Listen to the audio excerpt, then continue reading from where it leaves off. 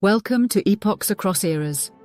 Here, we explore the great empires and cultures that shaped human history.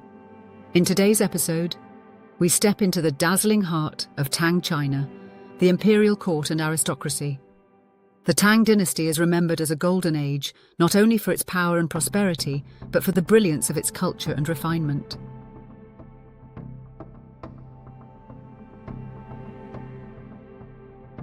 The court at Chang'an was a stage where emperors, nobles, scholars and entertainers played out rituals of power and splendor. Behind the grandeur lay politics, alliances and rivalries that shaped the dynasty's fate.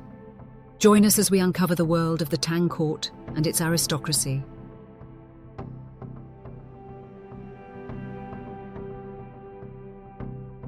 Imagine stepping into the Daming Palace, the jewel of Tang Chang'an. Golden roofs gleam in the sunlight, banners ripple in the wind, and courtiers line the halls in resplendent silks. Musicians play, dancers perform, and the emperor sits at the center of it all, commanding respect and awe. This was the Tang court, a world of ceremony, luxury, and political maneuvering.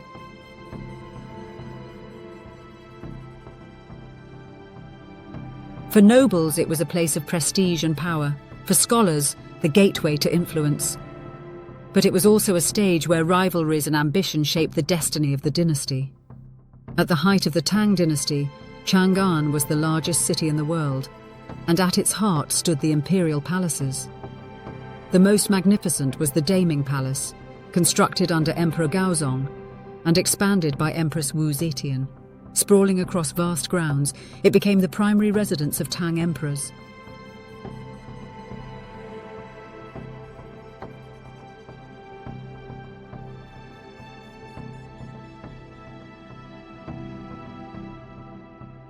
The Daming Palace symbolized imperial majesty. Its grand halls hosted ceremonies, banquets, and diplomatic receptions. Foreign envoys from across Asia and beyond marveled at its scale, comparing it to legendary cities of their own cultures. The palace complex also reflected Tang innovation, with elegant gardens, towers, and halls designed for both governance and leisure.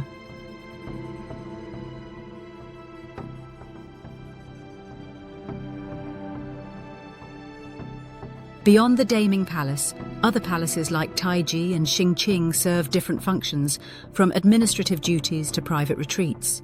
Together, these palaces embodied the power and culture of the Tang state.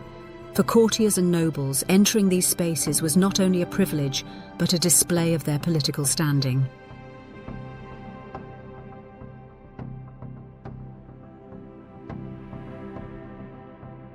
The Tang aristocracy played a central role in court life. Noble families traced their lineage to ancient clans, giving them prestige and influence. Many held high-ranking offices, while others served as generals or governors. Aristocrats displayed their wealth through estates, carriages, and silk garments, reinforcing their elite status.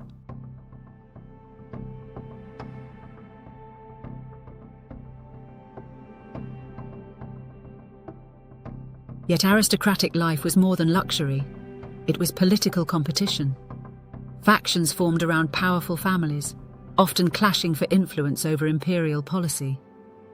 Empress Wu Zetian's rise, for example, challenged the aristocracy's dominance by opening the bureaucracy to talented men of humble origins. This created tension between entrenched noble power and the meritocratic ideals of the examination system.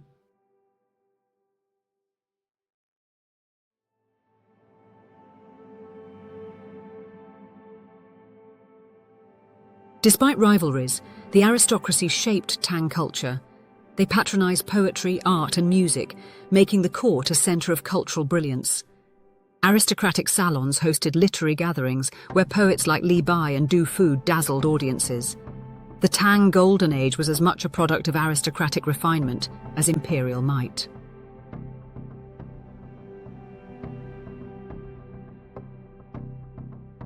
Life at the Tang court revolved around ritual and etiquette. Daily ceremonies reinforced the emperor's divine authority and the hierarchy of ranks. Officials lined up in precise order to present reports, bow in ritual gestures, and receive commands. Banquets were governed by strict seating arrangements reflecting political status.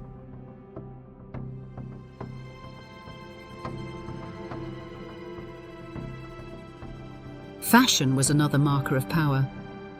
Tang aristocrats wore flowing silk robes with wide sleeves, often in bright colours. Women's fashions included elaborate hairstyles and cosmetics, celebrated in Tang poetry and art. The openness of Tang culture also allowed foreign styles to enter court fashion. Central Asian tunics, Persian belts, and exotic jewellery were embraced by nobles, showing cosmopolitan tastes.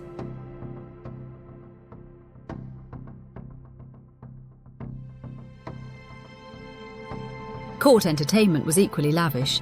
Dancers performed the famous whirling hu dances from Central Asia, while musicians played lutes, flutes, and drums of both Chinese and foreign origin. These performances reflected the Tang dynasty's openness to cultural influences and its ability to transform them into symbols of imperial grandeur.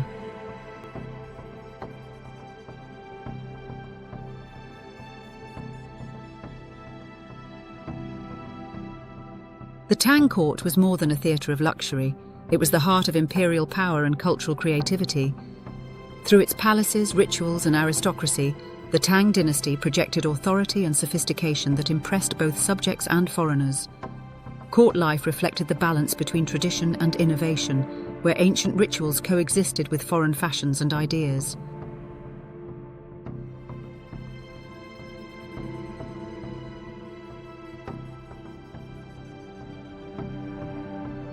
The aristocracy's patronage of poetry, art, and music helped create a golden age of Chinese culture.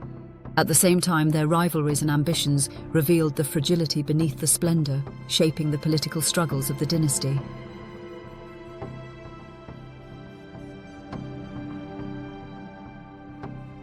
The Tang court remains a symbol of grandeur in Chinese history, a reminder that empires express their power not only through armies and conquests, but also through culture, ritual, and refinement.